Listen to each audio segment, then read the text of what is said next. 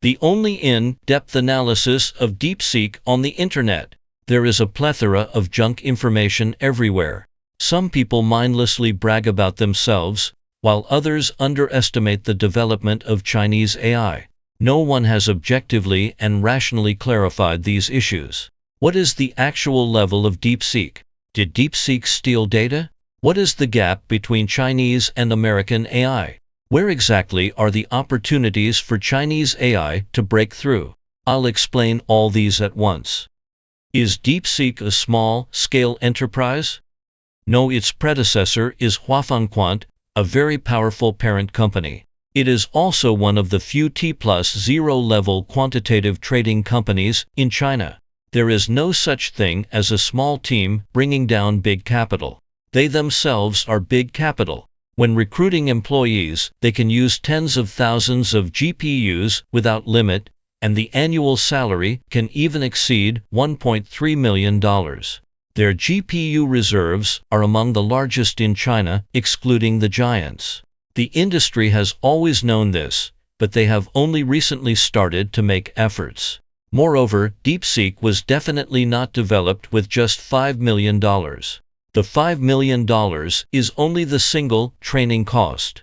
It's like a bottle of mineral water costs 20 cents, but the entire production line may cost $20 million. Even so, DeepSeek's cost is still an order of magnitude lower than that of its peers. Did DeepSeek steal data? Steal is a derogatory term. Does a browser crawling your website count as stealing your data? Many people suspect that it distilled data from OpenAI because it seems impossible to create such a powerful product at such a low cost. However, distillation itself is not disgraceful. Most models are distilled. For example, GPT-4o Mini is distilled from GPT-4o.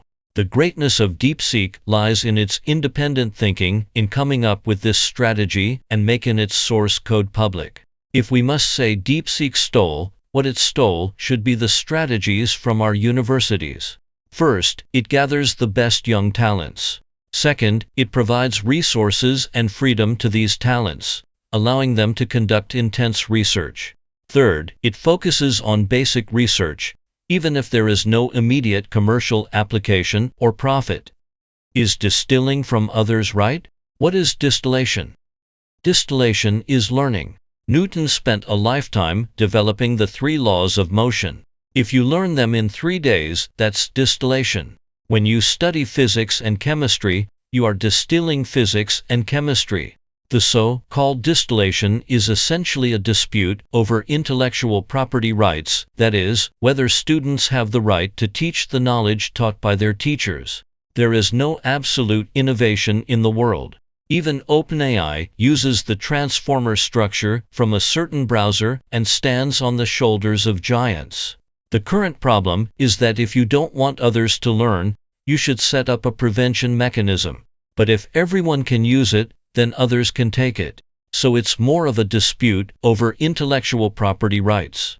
As long as DeepSeek does not fabricate in the fundamental training process of its papers, it is at least one crucial step ahead of O1 in the field of reinforcement learning. This cannot be achieved solely through distillation.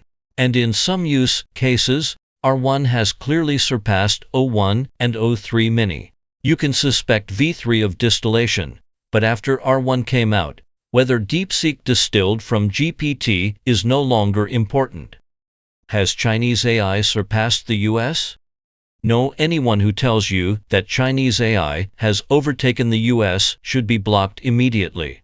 Our attitude towards China should be to admit what should be admitted and be confident when appropriate. Don't underestimate the level of our own AI, nor over-exaggerate it. The gap between Chinese and American AI is 3 to 5 years. The emergence of DeepSeek has shortened this time to 3 to 5 months. We've been running ahead. We just couldn't see others before, but now when we look back, we're shocked to find they're catching up. But is it that easy to catch up? No, because AI is a systematic project. It's not just about optimizing algorithms.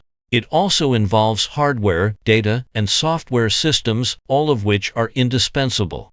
In this race, DeepSeek has made a remarkable comeback. It shows that outstanding Chinese people can solve this problem independently in an independent environment, announce the results first, and have the courage to open source the content. Although there is still a large gap in other aspects, this courage and wisdom make Chinese AI not to be underestimated. Don't look down on the poor youth.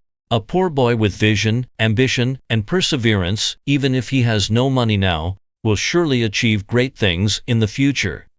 Are we certain to win? I have two pieces of news. First, many people are mistaken. The opponent of AI is not NVIDIA.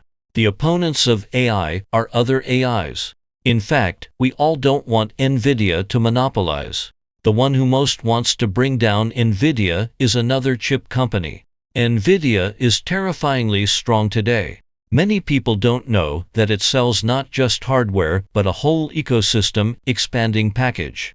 The industry has formed a serious path dependence, and the switching cost is extremely high. Just like when we buy an iPhone, we can't use the Android system, and all the applications developed based on the Android system will become invalid. This is the most terrifying part. We can develop a Facebook-like product, but we can't transfer the social relationships. This system is NVIDIA's moat. You can say that with the emergence of new computing methods in the future, NVIDIA may gradually disappear. But in the next 5 to 10 years, it will still be absolutely leading and extremely powerful, far from being in a state of decline. DeepSeek is essentially a fuel-saving technology, which precisely means a huge increase in the demand for chips. There is a term called Jevons paradox. When the efficiency of steam engines increased 5-fold, the coal consumption in the UK increased 20-fold. Because with the efficiency improvement, those who couldn't afford it before could afford it, and the market became even larger. In the foreseeable future, the demand for NVIDIA will continue to rise. The bad news is that the situation may become severe in the next few years. We may not win. Although generative AI achieved the breakthrough from 0 to 1 in our country, so far, no company has achieved a fundamental breakthrough.